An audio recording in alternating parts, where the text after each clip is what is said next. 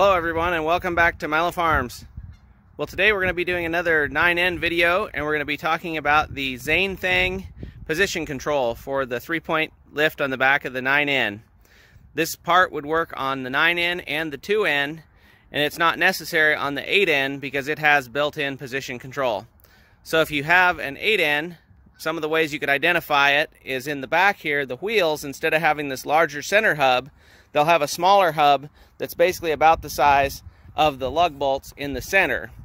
That'll be where the lug bolts are instead of being out on the wider pattern like that. So that's one dead giveaway. And then what you can look for on your 8N is down under the seat, and I can't remember if it's on the right or the left side. I think it's on the right side. But down here in this area somewhere, you'll see a little lever sticking up vertically if you have an 8N, and that's actually your position control on there. So you'll activate that and it'll hold that position. So today we're going to be talking about the Zane Thang position control. So that is this device right here. And this was invented by a gentleman named Zane Sherman, and he unfortunately passed away around 2018. And for a while nobody was producing these, but I did just find on the internet the other day that a website called just8ns.com has these listed on there. So you get on there, click around, and you'll be able to find them. Kind of a funny looking device, doesn't really match the tractor exactly, but once you get it on there, you'll realize how beneficial it is for sure if you're using different attachments that require your depth to be held precisely.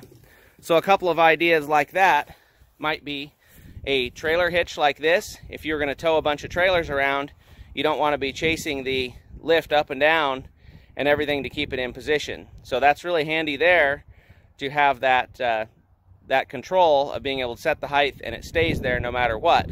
Another option might be, in this case, this is a middle buster plow, and I think they originally used these for like harvesting potatoes or something like that.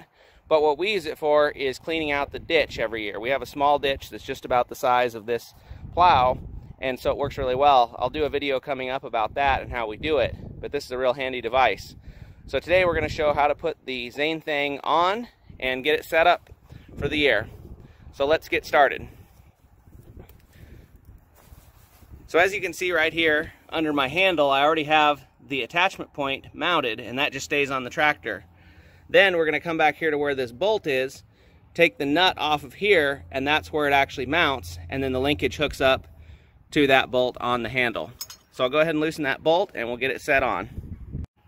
So when you mount the bolt, you want to make sure that you mount it with the nut to the right, because when you do that, it makes it real easy to take the Zane Thang control and put it right on there and slide it right over. And it'll hold it for you while you get the nut on.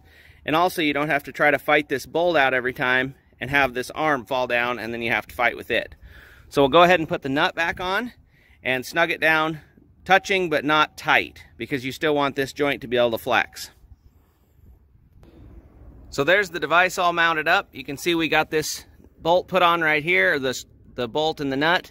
You'll use a small adjustable wrench on this side and then a regular size adjustable wrench, or if you could find a combination wrench or something, that'll work fine too. Then we've got it mounted up here as well. So this plastic piece in the back is just a stop basically, and then this is the one that slides. So it comes with this tension preset on here, so it will move in there as you make adjustments. So what you're going to do is get your tractor started up, and then you'll bring up the lift to the area that you want it to be in, and then once you've done that, it will adjust the handle accordingly. As the lift starts to fall, it'll move the lift up, or if it starts to get too high, it'll move the lift down automatically with this linkage. So let's go ahead and start it up and you can take a look how that works. Alright, so there we go. We got it all running and everything. And as you can see, we've got the lift up right now about mid-height. And so you could do whatever you need to do with that, hook a trailer on it or whatnot, or any other implement. And then if we wanted to lower it just a little bit, all you would do, either using the handle or this back end right here, you'd push it just a little bit forward, and then the lift will actually come back down. And it's hard to tell with this one because it doesn't have a lot of weight, but the lift will actually come back down an inch or two per small adjustment. Then once you've gotten it adjusted where you want it to be, you can use a Sharpie or something and put a mark right there.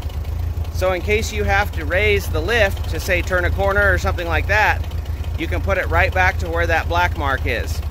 So this is a great deal, great investment, I think. It costs about $100, $125 or something now, and well worth it. So you'll see in the upcoming video, probably see it actually at work when we do the ditch cleaning video with that middle buster plow. So hope everybody enjoyed the video. Check out the website that they sell it on, that just8ends.com. Also check out the links in the description for the parts that we use and to help support the channel. Remember, you can't finish a project without getting started.